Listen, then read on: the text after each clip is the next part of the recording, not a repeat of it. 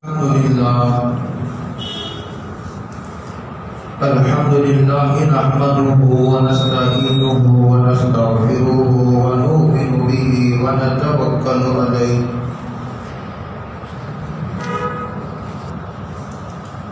ونعوذ بالله من شرور أنفسنا ومن سيئات أعمالنا من يهده الله فلا مضل له ومن يضلل فلا هادي له ونشهد أن لا إله إلا الله وحده لا شريك له ونشهد أن سيدنا وسندنا ونبينا ومولانا محمدا عبده ورسوله أرسله الله تعالى إلى الناس كافة بشيرا ونذيرا بين يدي الساعة من يطع الله ورسوله فقد رشد واهتدى ومن يعص الله ورسوله فقد ضل وغوى أعوذ بالله من الشيطان الرجيم بسم الله الرحمن الرحيم وإذ قلنا للملائكة اسجدوا لآدم فسجدوا إلا إبليس أبى واستكبر وكان من الكافرين صدق الله مولانا العظيم. گزشتہ جمعہ ان اسباب کا ذکر کیا گیا تھا جن کے اختیار کرنے کا انجام بد کفر کی شکل میں ظاہر ہوتا ہے. یعنی جن اعمال کے اختیار کرنے کی وجہ سے آدمی کفر تک پہنچ جاتا ہے، یعنی اسباب کفر کا ذکر کیا گیا تھا. اس میں سب سے پہلا ترک صلاۃ، نماز کے چھوڑنے سے آدمی کافر ہی ہو جاتا ہے بعض صحابہ اور ائمہ کے نزدیک. ہمارے یعنی احناف کے نزدیک آدمی کافر تو نہیں ہوتا لیکن وہ کفر کے قریب ہو جاتا ہے اور وہ کفر کے راستے پر پڑ جاتا ہے. یہ پہلا سبب ہے. دوسرا سبب باوجود قدرت کے حج نہ کرنا، کہ ایک آدمی کو حج کو جانے اور آنے کی طاقت ہے، قدرت ہے، اس کے باوجود ٹال مٹول سے کام لیتا ہے اور حج ہی نہیں کرتا. تو حدیث پاک کے اشارے سے یہ بات ثابت ہے کہ اس کے سوء خاتمے کا خطرہ ہے، یعنی اس کے ایمان سے محروم ہو جانے کا خطرہ ہے. تیسرا سبب بخل ہے. جن کو اللہ تعالیٰ نے مال عطا فرمایا ہے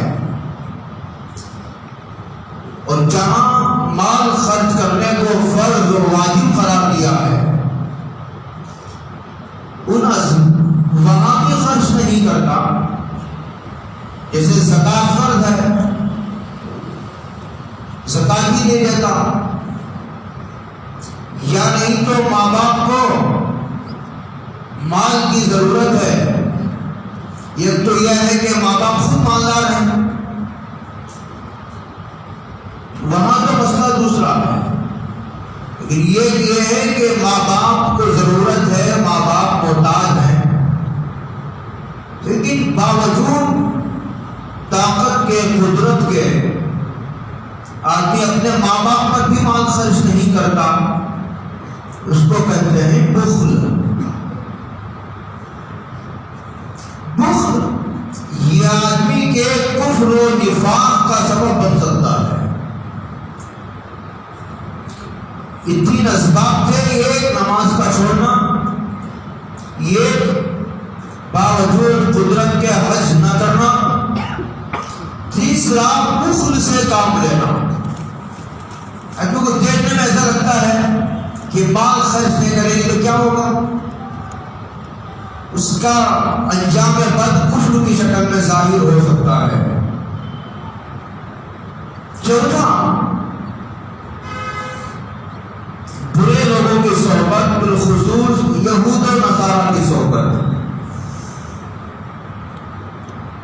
ان کی یہ صحبت آدمی کو ایمان سے محروم کر سکتی ہے۔ یعنی آدمی مرتد ہو سکتا ہے، اسلام کے تعلق سے اس کے دل پہ شبہات، اعتراضات پیدا ہو سکتے ہیں، اور نیک لوگوں، نبی، صحابہ کی مقدس جماعت کے تعلق سے آدمی بدگمان ہو سکتا ہے۔ اس لیے کہ برے لوگوں کی صحبت نیک لوگوں سے آدمی کو بدگمان کر دیتی ہے اور دور کر دیتی ہے۔ اس پر کئی مرتبہ تفصیل سے بحث ہو چکی ہے۔ پانچواں سبب جو گزشتہ جمعہ میں نے ذکر کیا تھا اور یہیں پر آ کر بات ہوتی تھی، قرآن کریم کی ایک آیت ہے سورہ رعد میں، رعد 13ویں پارے میں ایک سورت ہے جس کا نام ہی رعد ہے، را عین دال۔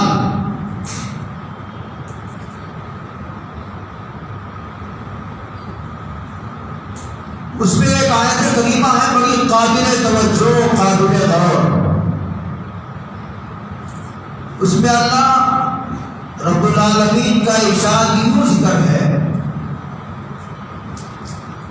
الذین یدخلون عہد اللہ من بعد میثاقہ، وہ لوگ جو اللہ تعالیٰ سے مضبوط اور پکا عہد اور وعدہ کرنے کے باوجود اس وعدے کو توڑ دیتے ہیں۔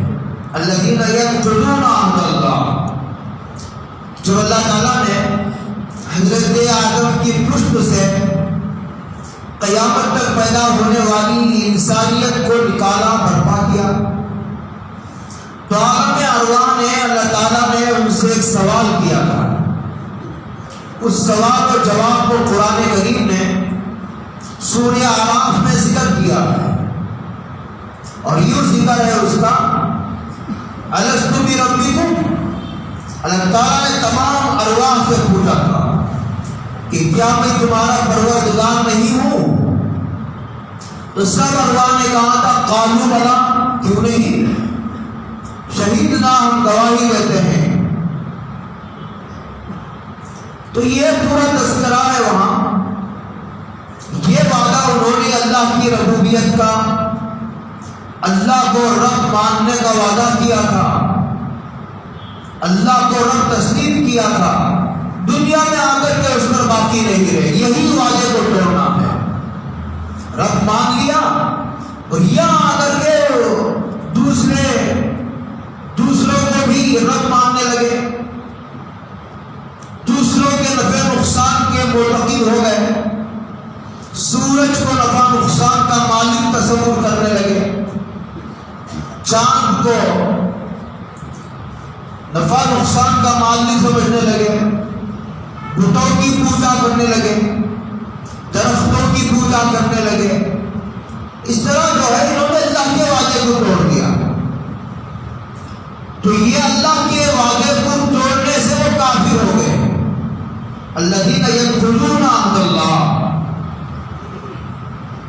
عقل بھی تھی اللہ نے سمجھنے کے لیے، انہوں نے عقل سے کام نہیں لیا۔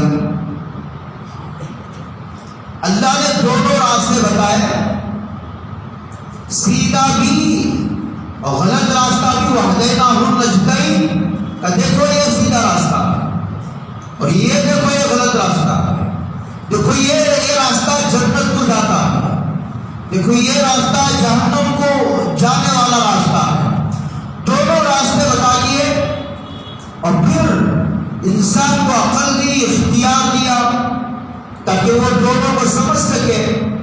انسان نے اپنے اختیار سے، اپنے ارادے سے غلط راستے کا انتخاب کیا اور اللہ کے وعدے کو توڑ کر اس نے غلط راستے کا انتخاب کیا۔ الذین ینقضون عہد اللہ، اس کی وجہ سے وہ کافر ہو گئے، اپنی عقل کا صحیح استعمال نہیں کیا۔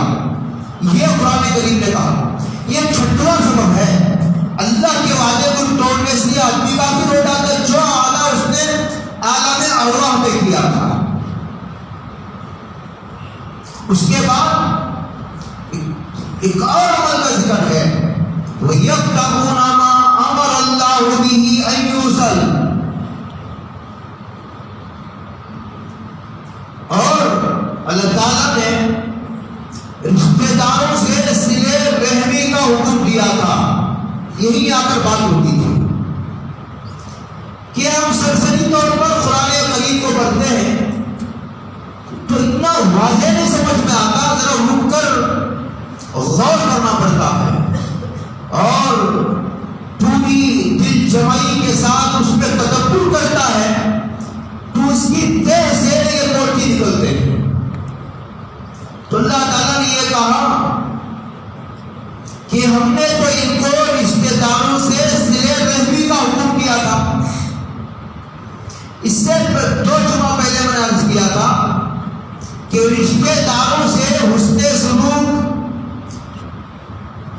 حسن خاتمے کا ایک ذریعہ ہے۔ رشتہ داروں سے آدمی صلہ رحمی سے کام لیتا ہے، ان کے حقوق کو ادا کرتا ہے تو اللہ تعالیٰ اسے کلبے والی موت نصیب فرماتے ہیں۔ یہاں قرآن مجید کا یہ کہنا ہے کہ جو لوگ قطع رحمی کرتے ہیں، رشتہ داروں کے حقوق کو پامال کرتے ہیں، کہتے ہیں اولئک لہم سوء الدار۔ متعدد مفسرین نے اس کی تفسیر انجام بد سے کی ہے کہ رشتہ داروں کے حقوق کو پامال کرنے کی وجہ سے ہم نے ان کا انجام خراب کر دیا، ہو گیا اس کا پھر ایمان پر خاتمہ نہیں ہوا، اس کے نتیجے میں وہ جہنم رسید ہو گیا۔ آپ اندازہ لگا رہے ہیں کہ یہ تو صلہ رحمی کا صلہ جو حسن خاتمے کی شکل میں ملتا ہے، وہیں پر قطع رحمی کی سزا اور انجام بد یہ بے ایمانی کی موت کی شکل میں آدمی کو ملتی ہے۔ اللہ ہم سب کی حفاظت فرمائے۔ لوگ نماز تو پڑھتے ہیں اور زیادہ سے زیادہ آگے دینداری پر تو لوگ جھپا پہن لیے، ازار پہن لیتے ہیں، ٹوپی پہن لیا، اور ذرا دینداری میں آگے بڑھ گئے امامہ پہن لیے، اور ذرا دینداری میں آگے بڑھ گئے تو ہاتھ میں تسبیح آ گئی۔ یہ دنیا دارالحقوق ہے، یہ حقوق کے ادا کرنے کی جگہ ہے۔ آخرت دارالعجور ہے، وہ اجر حاصل کرنے کی جگہ ہے۔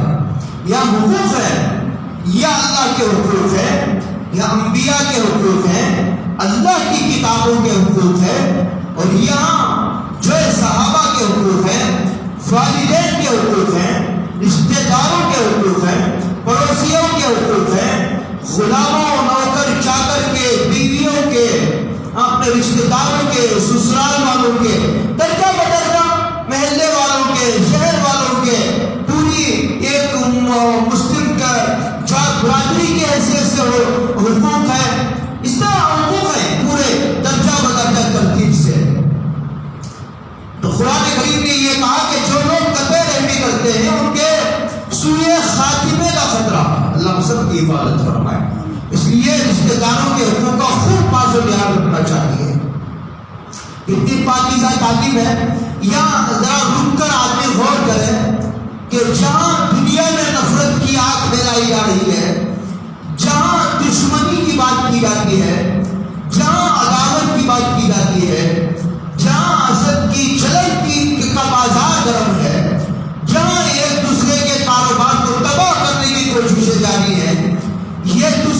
ٹانگ پکڑ کر کھینچنے کا سلسلہ جاری ہے، وہیں پر اسلام یہ کہتا ہے کہ اگر تم رشتے داروں کے حقوق کو ادا کرنے کا اہتمام کرو گے تو ہم تمہیں جو ہے وہ بے ایمانی کی موت سے بچا کر تمہیں ہم حسن خاتمے کی دولت سے مالا مال کریں گے۔ اللہ سب کی عبادت فرمائے۔ تو یہ 7واں سبب ہے قطع رحمی۔ اس کے بعد ایک اور جملہ ہے قرآن کریم کی اسی آیت میں، وَيُفْسِدُونَ فِي الْأَرْضِ،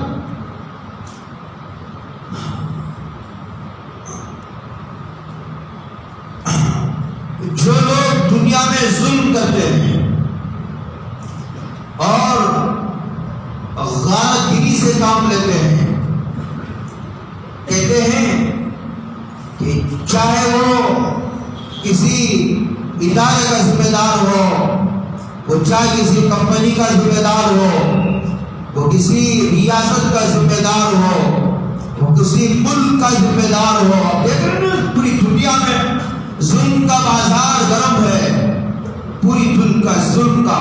کہتے جو لوگ ظلم کرتے ہیں اللہ تعالیٰ فرماتے ہیں ہم کو اس کی سزا یہ دیں گے کہ ہم ان کو بے ایمانی کی موت دیں گے، ہم ان کو ایمان پر موت نہیں دیں گے۔ ظلم کرنے والوں کی یہ سزا، اولئک لہم سوء الدار۔ تو یہ ہو گئے کل 8 اسباب، 5 گزشتہ جمعہ، یہ 3 اس آیت میں، کل ہو گئے 8۔ اس کے بعد یہ اور حضرت عثمان غنی کا اثر ہے رضی اللہ تعالیٰ عنہ، ارشاد فرماتے ہیں شراب کی جو عادت ہے، یہ شراب جس کو حدیث میں ام الخبائث قرار دیا گیا، شراب حرام ہے، شراب کا خریدنا بھی حرام ہے، شراب کا بیچنا بھی حرام ہے، شراب کا بنانا بھی حرام ہے، شراب بنانے والی کمپنی میں کام کرنا بھی حرام ہے، اس کی تنخواہ بھی حرام ہے، اور اسی طرح جو ہے ایک سے دوسری جگہ ایک آدمی ٹرانسپورٹنگ کا کام کرتا ہے، صرف شراب کا لانا لے جانا کہتے وہ بھی حرام ہے۔ اس طرح ساری تفصیلات ہیں۔ شراب ایک بہت بری بلا ہے، یہ خود گناہ بھی ہے اور بے شمار گناہوں کا سبب بنتا ہے۔ حضرت عثمان غنی رضی اللہ تعالیٰ عنہ کہتے ہیں کہ یہ عورت نے اپنی ایک باندی کو بھیجا کہ میری جو آقا ہے وہ آپ کو بلا رہی ہے۔ ایک بڑا عادل اور زاہد آدمی تھا، وہ گیا گھر میں تو اندر سے دروازہ بند کر دیا گیا۔ وہاں ایک تو خوبصورت عورت تھی اور دوسری طرف ایک خوبصورت لڑکا، اور ایک طرف شراب رکھی ہوئی تھی۔ اس آدمی کو کہا تھا کہ اس خوبصورت جو عورت تھی اس نے کہا یا تو مجھ سے زنا کرو، میری خواہش پوری کرو، یا نہیں تو یہ جو لڑکا ہے اس لڑکے کو قتل کر دو، یا نہیں تو یہ شراب رکھی ہوئی ہے شراب پی لو۔ وہ آدمی سوچنے لگا، غور کرنے لگا کہ بھئی ایک عورت سے زنا کرنے سے بہتر یہ ہے کہ شرابی پی لیا جائے، یہ بچے کو قتل کرنے کے سے بہتر یہ ہے کہ شراب پی لی جائے، بعد میں توبہ کر لی جائے۔ یہ گناہ ذرا ہلکے درجے کا گناہ ہے، تو اس نے شراب پی لیا، شراب پیا اور پیتا رہا، جب مست ہو گیا عقل ہی نہیں رہی۔ عربی میں کہتے ہیں شراب میں خبر کہتے ہیں کسی چیز کو بجھا دینا، چونکہ شراب عقل کو بجھا دیتی ہے، عقل کے چراغ کو بجھا دیتی ہے، اسی لیے عربی میں شراب کا نام ہی خبر ہے۔ اس نے شراب پیا، شراب میں جب مست ہو گیا تو شراب کا عادی ہو جاتا ہے۔ اب اسے بیوی اور بیٹی اور بیوی اور ماں میں فرق کرنا مشکل ہو جاتا ہے۔ یہ اسی لیے حدیث میں اسے ام الخبائث قرار دیا گیا۔ شراب پی لینے کے بعد اس نے اس عورت سے منہ بھی کالا کیا اور اس بچے کو بھی قتل کر دیا۔ یہ پورا واقعہ حضرت عثمان غنی نے سنا کر کے یہ کہا کہ یہ شراب ہے تو گناہ، لیکن یہ آدمی کو کفر تک لے جا سکتی ہے۔ آدمی جب مست ہو جاتا ہے آدمی نشے میں تو زبان سے کچھ بھی بک سکتا ہے، اور اس کے زبان سے کلمات کفر بھی جاری ہو سکتے ہیں، اس ساری تفصیلات ہیں۔ اس کے بعد جو ہے 7واں سبب قرآن مجید نے جسے ذکر کیا ہے، جس کے نتیجے میں آدمی کافر ہو سکتا ہے، وہ ہے تکبر۔ یہ تکبر جو ہے یہ عربی زبان کا ایک لفظ ہے، تا کاف، اس میں 4 حروف ہوتے ہیں۔ ایک ہوتا ہے تا، پھر اس کے بعد ہوتا ہے کاف، پھر اس کے بعد ہوتا ہے با، اس کے بعد ہوتا ہے را۔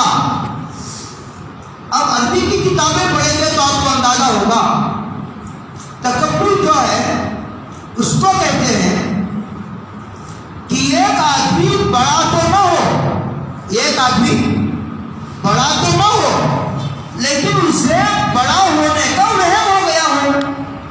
جیسے ایک آدمی ہو غریب لیکن اسے مالدار ہونے کا وہم ہو جائے، ایک آدمی ہے تو ٹیچر لیکن اسے بادشاہ ہونے کا وہم ہو جائے، اس سے بڑا کیا دھوکہ ہے۔ ایک آدمی ہے تو غریب اور اپنے آپ کو غریب سمجھتا ہے، اور ایک آدمی ہے تو جو ہے وہ چھوٹا اور اپنے آپ کو چھوٹا بھی سمجھتا ہے، تو زیادہ دھوکے کی بات نہیں ہے۔ لیکن ایک آدمی ہے تو چھوٹا اور اتنا چھوٹا کہ اس کا جو کتنا چھوٹا ہے اسے بتانے کے لیے دنیا میں کوئی الفاظ نہیں ہے۔ اللہ کی ایک ذات وحدہ لا شریک لہ ایسی ہے جو بڑی ہے، اس کے علاوہ کوئی بڑا نہیں اور اس سے بڑا کوئی نہیں، اس کے علاوہ کوئی بڑا نہیں۔ تو تکبر عربی زبان کا لفظ ہے، تو کہتے ہیں تکبر ایک آدمی ہو تو چھوٹا لیکن اسے بڑا ہونے کا وہم ہو گیا، دھوکہ لگ گیا، اس کو کہتے ہیں تکبر، عربی زبان کا لفظ ہے۔ یہ باب تفضل سے ہے۔ قرآن مجید کے پڑھنے سے یہ معلوم ہوتا ہے، وہ پورا واقعہ یاد کیجیے، میں پورا واقعہ تو نہیں سناؤں گا، میں صرف یہ سنا رہا ہوں کہ جن اسباب کے اختیار کرنے کے نتیجے میں آدمی کافر ہو جاتا ہے، یہ 9واں سبب ہے جو میں ذکر کرنے چلا ہوں، یہ 9واں سبب ہے۔ قرآن کہتا ہے جب اللہ تعالیٰ نے فرشتوں کو حکم دیا کہ تم آدم کو سجدہ کرو، سجدہ کرو آدم کو، تو فسجدوا، تو سب نے کیا کیا؟ سجدہ کیا، الا ابلیس، مگر ابلیس نے سجدہ نہیں کیا۔ اچھا سجدہ کیوں نہیں کیا؟ کہتے ہیں ابا، انکار کیا سجدہ کرنے سے۔ کیوں انکار کیا؟ کوئی حضور تھا کا کوئی حضور بھی نہیں تھا، واستکبر، اس کے تکبر نے اسے سجدہ کرنے سے روکا، اس کی وجہ سے اس نے سجدہ کرنے سے انکار کیا، اور انکار کرنے کے نتیجے میں کافر ہو گیا۔ انکار کی وجہ تکبر اور انکار کی وجہ سے ہو گیا کافر۔ تو پتہ چلا تکبر آدمی کو ایمان جیسی بے نظیر اور عظیم الشان دولت تک سے محروم کر سکتا ہے۔ الا ابلیس ابا واستکبر وکان من الکافرین، یہ بڑی بری بلا ہے۔ جب آ جاتی ہے تو اللہ اور بندے کے درمیان میں ایک دیوار حائل ہو جاتی ہے، رکاوٹ پیدا ہو جاتی ہے، حجاب پیدا ہو جاتا ہے، حجاب پیدا ہو جاتا ہے۔ آدمی ترقی نہیں کرتا، اس کی ترقی رک جاتی ہے۔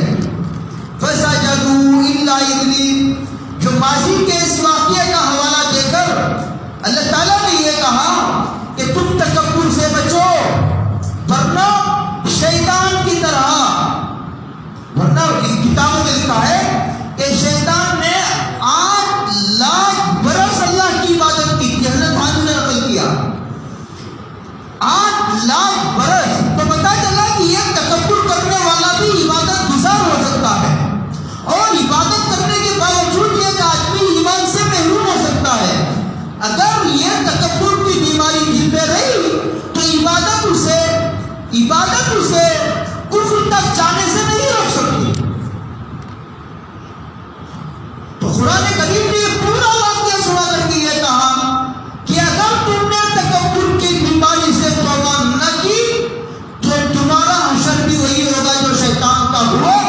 یعنی کام پکڑ کر کے تم کو اللہ کی بارگاہ سے محروم کر دیا جائے گا.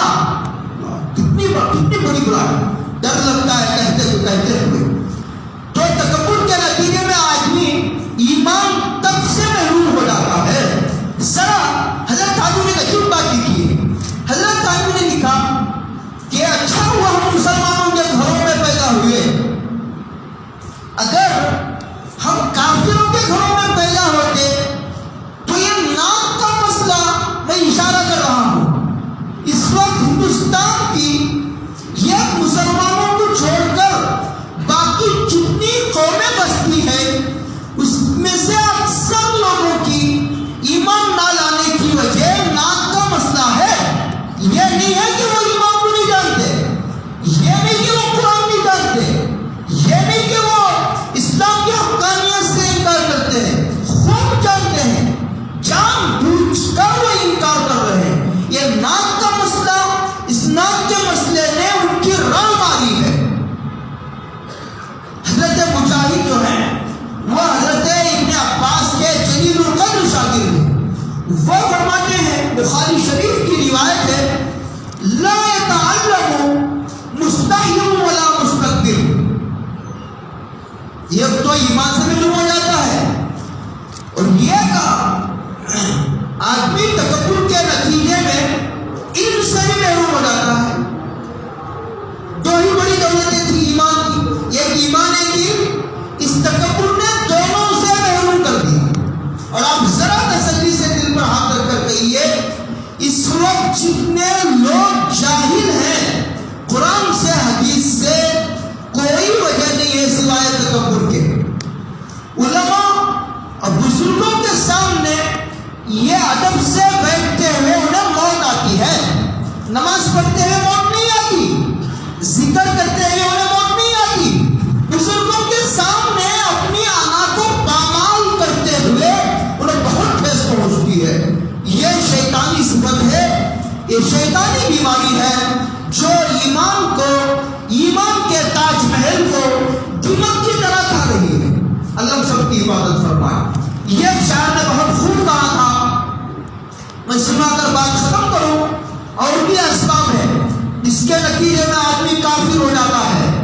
خدا نے یہ ایک اشعار ہے، جب بھی مجھے خیال آتا ہے رہ کر یہ اشعار میں گنگناتا رہتا ہوں چلتے پھرتے، تاکہ اس بیماری سے حفاظت بھی رہے اور مراقبہ بھی ہوتا رہے اور آدمی کی قوت فکریہ کام کرتی رہے. یہ کسی جدید شاعر کے اشعار معلوم ہوتے ہیں.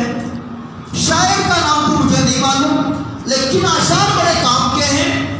شاعر نے کہا تھا، بہت مشہور ہوتا جا رہا ہوں، خود سے دور ہوتا جا رہا ہوں، یقیناً اب مجھے ٹھوکر لگے گی، بہت مغرور ہوتا جا رہا ہوں.